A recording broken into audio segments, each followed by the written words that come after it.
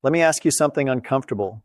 If your doctor looked at you right now and said, based on your biology, here is the most statistically likely way your body will begin to fail after 60, would you want to know?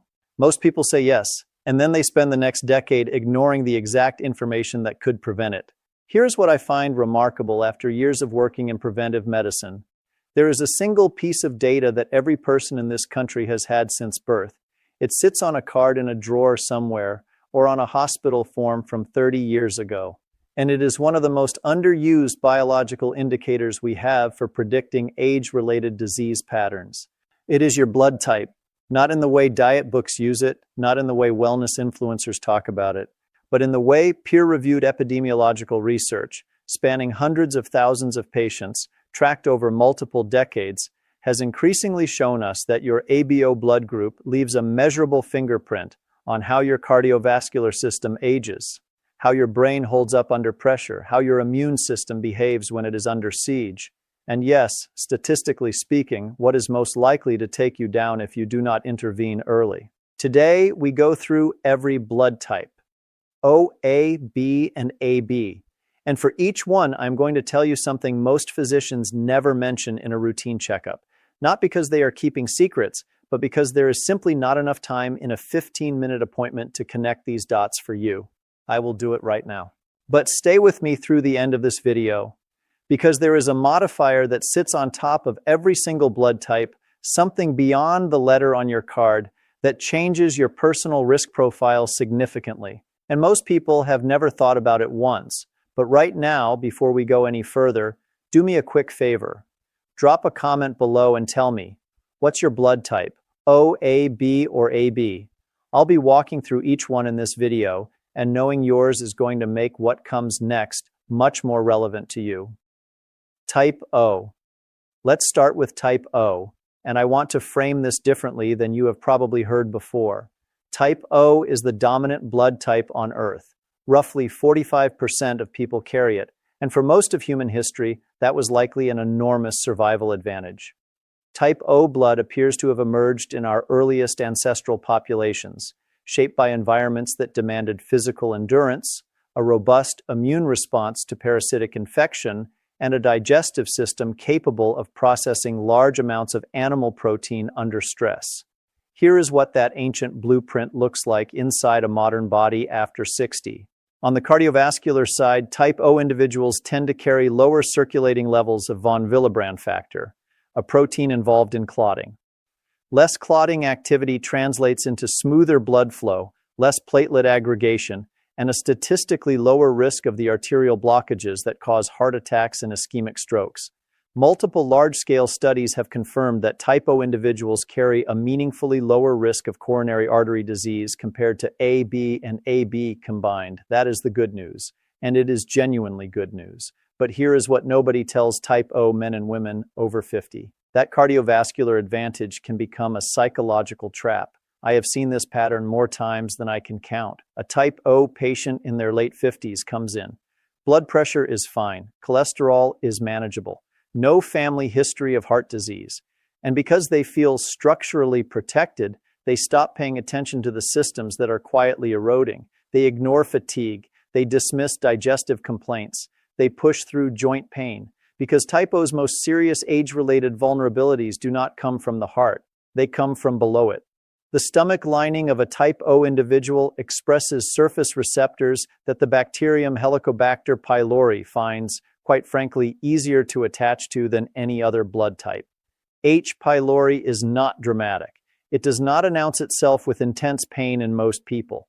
It moves in silently, colonizes the gastric mucosa, and over years and decades, it gradually breaks down the protective lining of the stomach. Left undetected, this creates a slow escalation from chronic gastritis to peptic ulcers to, in a meaningful percentage of cases, gastric cancer. And gastric cancer caught late is one of the more difficult cancers to treat successfully. There is something else.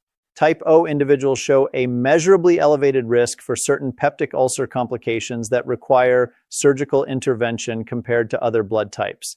This is documented It is not theory. So if you are type O and you are over 55 and you have never been tested for H. pylori, that is the single most important conversation to have with your doctor this year.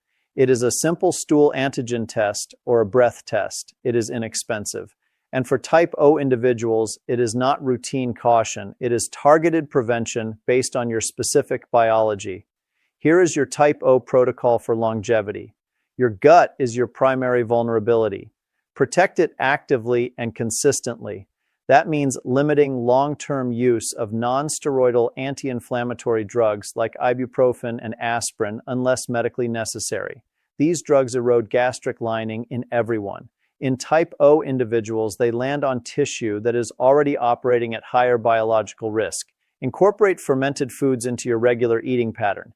Kefir, miso, kimchi, naturally fermented pickles. These are not trendy extras. For type O, they are a practical tool for maintaining a gastric environment that is more resistant to bacterial colonization. And physically, your body was built for movement. Type O blood is associated with higher baseline catecholamine activity, meaning your nervous system runs on more dopamine and norepinephrine than other blood types. When that energy has no physical outlet, it converts into restlessness, disrupted sleep, and over time, cortisol dysregulation. 30 minutes of daily walking and 2 sessions of resistance training per week will do more for your long-term metabolic health than any supplement stack. Type O. Cardiovascular strength is your inheritance. Your stomach is your responsibility.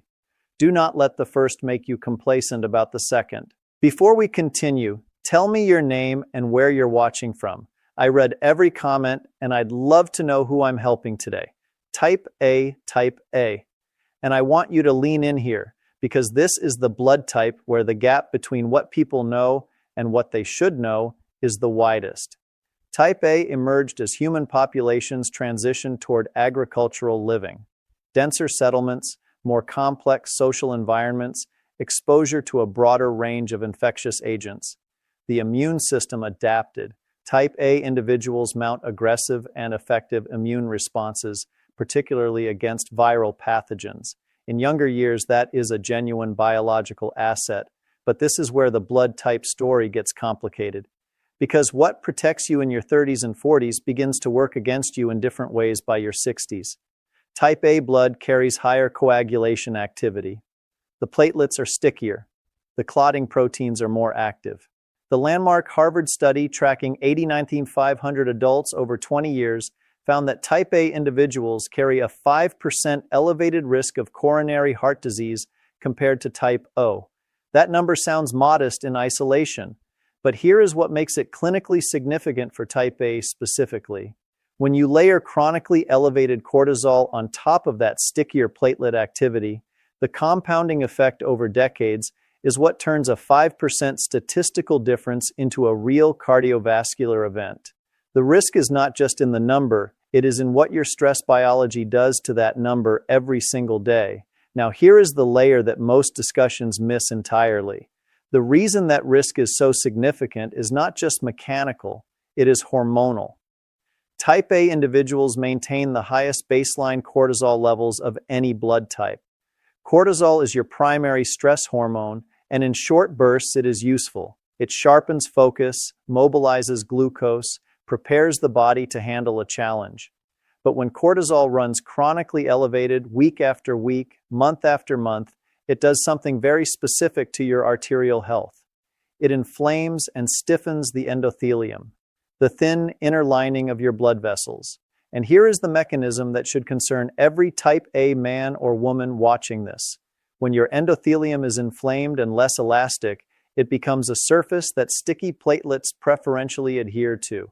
The elevated coagulation activity of type A blood and the chronic cortisol-driven endothelial inflammation of type A physiology are not two separate risk factors. They are a compounding cycle. Each one makes the other more dangerous. What this means practically is that for type A individuals, stress management is not a wellness preference. It is direct cardiovascular medicine. It belongs in the same category as blood pressure medication and cholesterol management because physiologically it is addressing the same underlying pathway. If you are type A and over 55, Your blood pressure readings every 6 months rather than annually are not overcaution. They are appropriate clinical monitoring for your specific biology. Ask your doctor to include homocysteine in your next blood panel.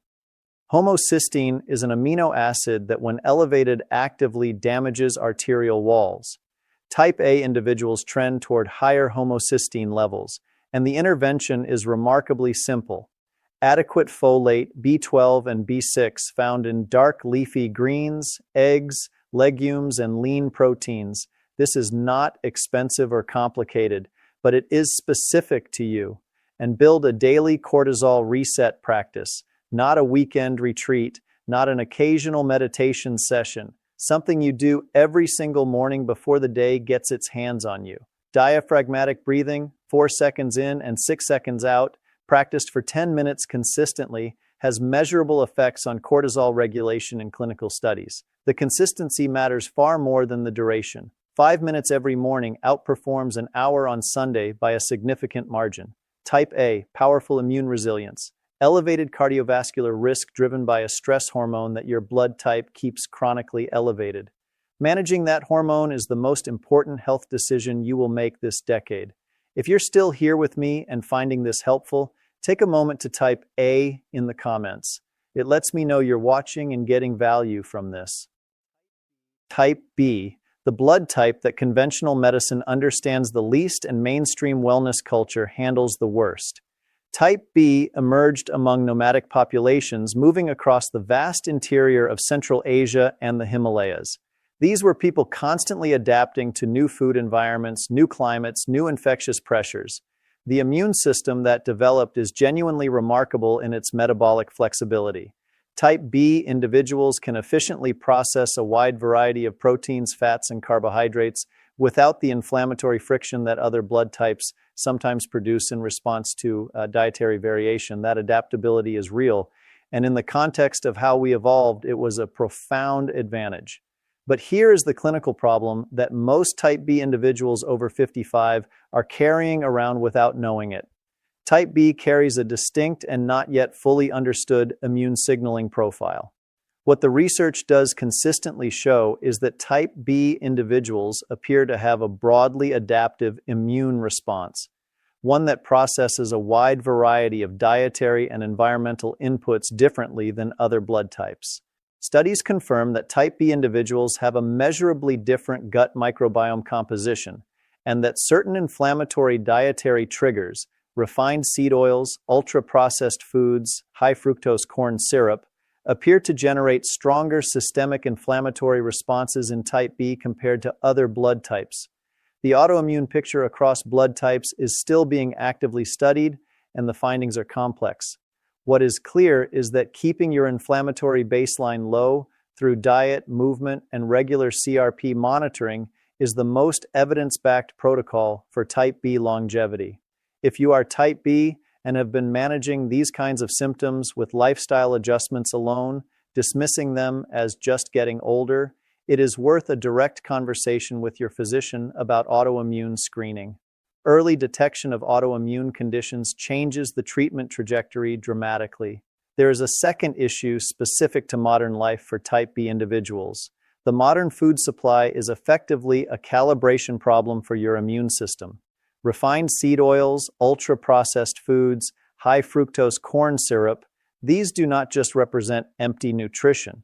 For Type B individuals, research points to these inputs as particularly potent triggers of systemic low-grade inflammation, the kind that runs below the surface for years and progressively distorts immune precision. Your C-reactive protein level, a standard inflammatory marker available on a routine blood panel, should be monitored at least annually. A consistent CRP reading above 1 milligram per liter without an obvious acute infection is a meaningful signal. It means your immune system is running in a chronically activated state, and you need to find the trigger before it finds you. For exercise, Type B physiology responds best to sustained moderate intensity movement rather than repeated high-intensity bursts. Cycling, swimming, hiking, and consistent walking protect your inflammatory baseline far better than interval training regimens that generate sharp spikes in inflammatory markers during recovery. Type B, the most metabolically adaptable blood type on the planet. Keep your immune system precisely calibrated, and it is one of your greatest assets. Let it run unchecked, and it becomes one of your most serious vulnerabilities.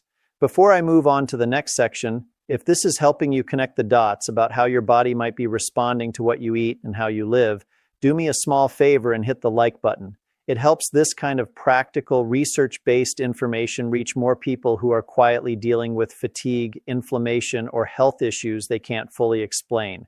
And tell me in the comments, have you ever been told you might have an autoimmune issue, or has it always been explained as just normal aging? I read every comment, and I'm really curious how often this gets missed or overlooked. Type AB. Type AB is the youngest blood type in human history. It appeared relatively recently in evolutionary time, when populations carrying type A and type B antigens began mixing at scale. And because of that dual inheritance, it carries a genuinely unusual immunological profile. On one side, type AB inherited the immune tolerance tendencies of both parent types. AB individuals show lower inflammatory responses to certain environmental antigens, which translates into meaningfully reduced risk of some gastrointestinal cancers and certain gastric pathologies compared to other blood types. But here is where I need you to pay close attention, because what type AB gained in immune tolerance, it carries a cost in neurological vulnerability that the research has made increasingly difficult to ignore. Type AB individuals carry a statistically elevated risk of cognitive decline, including vascular dementia, compared to type O individuals. The mechanism is cerebrovascular. Type AB blood carries elevated coagulation factors inherited from its A component, combined with the cardiovascular complexity of the AB antigen profile. Over decades, this creates subtle but cumulative changes in blood flow through the brain's smallest capillaries, the microvessels that service the regions most responsible for memory consolidation, processing speed, and executive function. These are not dramatic blockages. They are microscopic, gradual changes in perfusion efficiency across neural tissue that most people would never notice until the cumulative effect has been building for 15 or 20 years. This is the reason that for type AB individuals, cardiovascular health and brain health are not two separate conversations. They are identical. Blood pressure control, blood glucose management, cholesterol and triglyceride monitoring, every intervention that protects your arterial health is simultaneously protecting your cognitive longevity.